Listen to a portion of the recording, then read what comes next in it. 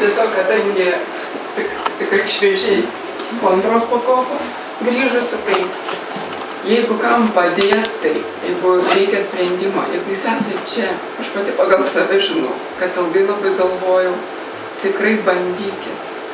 Tiesiog labai sunku nusakyti tai, ką jauti. Širdis pilna meilės besąlyginio.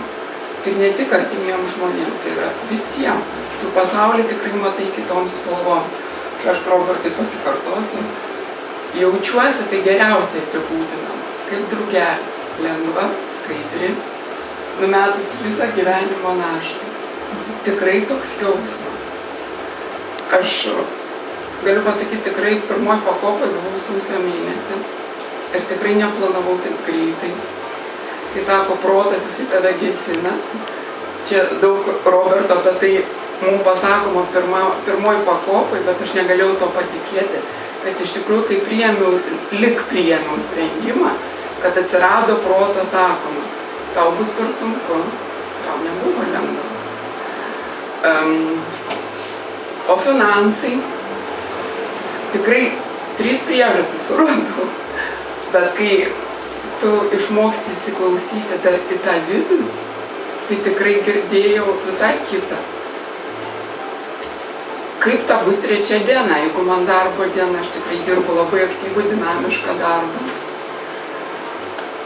Pasirodo, tai buvo išeiginė. Ir vėl atrodo tada, bet tu vėl kaip ir viskas pagal tave susiklosta. Ir labai džiaugiuosi šiandien, kad aš ten patekau taip greitai. Kadangi pirmą pakopą patekau, tikrai 2 metus galvojau. Ar man to reikia, apėjau viską aplinkui ir supratau, kad daugiau nebėra kur, kad turiu čia pabandyti. Tai jei kam padės tai apsispręsti, aš būsiu labai laiminga, nes tas jausmas, kurie pajauti tokio daugiau nėra tikrai verta. Tai kam reikės, tai aš manau, tas išgirdau.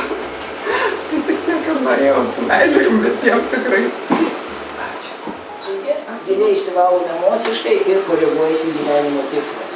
Tai antroji pakopa yra tokia resursinė, grynais kalbiklė. Ten stipriai. Ir antroji pakopai mes pradedam daryti jau stebuklus su savimi. Kada praeinam tas pagrindinės išsivalymo praktikas, žmogus pamato, kad nėra ribų. Jisai gali daryti tokius dalykus, ko visiškai neįsivaizdavo, absoliučiai.